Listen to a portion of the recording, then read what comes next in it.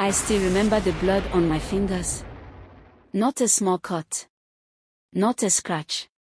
Blood that came just because I touched a fruit. That was the day I learned that some places remember. And some sins do not die. It happened during the dry season. The kind of dry season where even the wind feels hot. The farms had failed. Our yams were small. Our cassava dried too fast.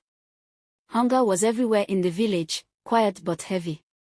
That morning, my mother sent me to look for firewood near the forest. I didn't want to go, but I had no choice. On my way back, I passed the old path. The one everyone avoided. That was where the tree stood. It was big. Bigger than any mango tree I had ever seen. Its branches were wide and low, and its fruits hung like they were waiting to be picked. Orange. Round. Full. Too perfect. I stopped walking. I had seen that tree all my life, but I had never stood that close. People said it used to be a mango tree before everything changed. Before the blood. My grandmother used to warn us as children. Do not go near that tree, she would say. Do not joke with it. It remembers. We always laughed and ran away. That day, I did not laugh. I looked around. No one was there. The forest was quiet. Too quiet. Not even birds. My stomach hurt from hunger. I told myself it was just a tree. Stories grow bigger with time. Old people like to scare children. I stretched out my hand. My fingers touched the fruit. The pain came immediately. It felt like fire and needle at the same time. I shouted and pulled my hand back. Blood rushed out of my palm. Not slow. Fast.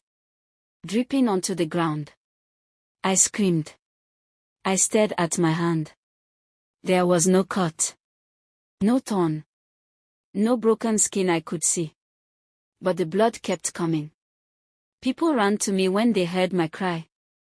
My father was the first, then my uncle. Then others. They did not ask what happened. They already knew. My father grabbed my wrist. His face changed. Not anger. Fear. You touched it, he said. It was not a question. They wrapped my hand with cloth and rushed me home. No one spoke on the way. Not one word. That evening, the elders came. They sat outside our house. Quiet. Heavy.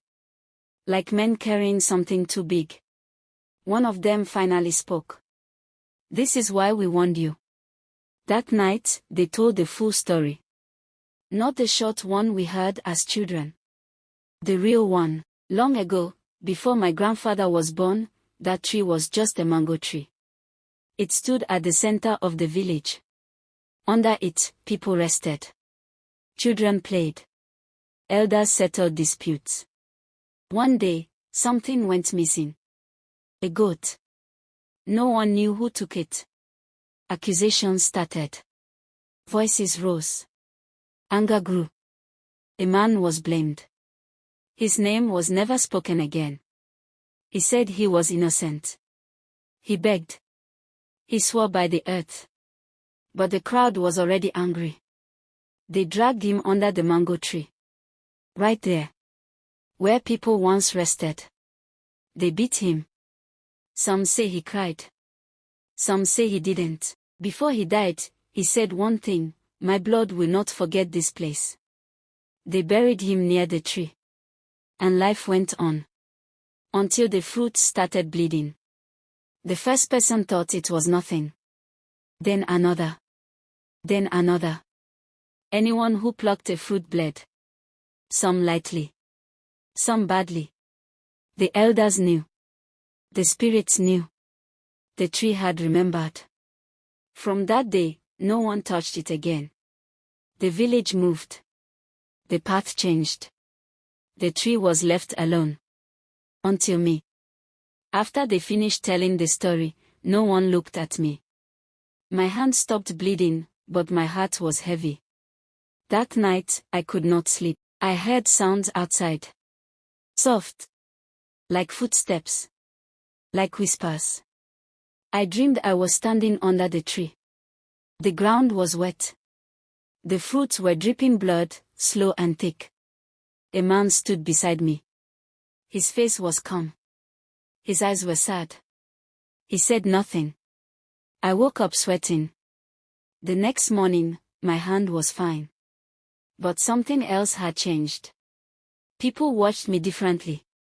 Like I had crossed a line. A few days later, a young man laughed about it. "It's just fear," he said. "I will prove it." He went to the tree.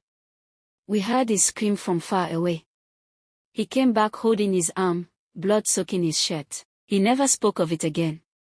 After that, no one tried. But the hunger did not stop.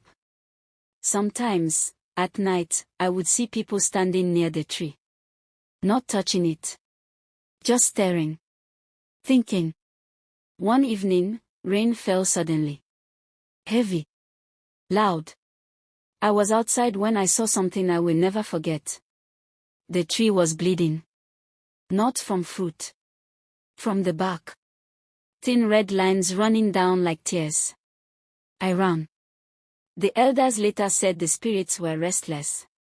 That was when they decided to speak the dead man's name again. They went to the tree. They poured palm wine. They begged. They confessed the wrong of their forefathers. The tree stayed silent. The fruits still bled. Years have passed. The tree is still there. No one touches it. Children are warned. Parrots avoid it.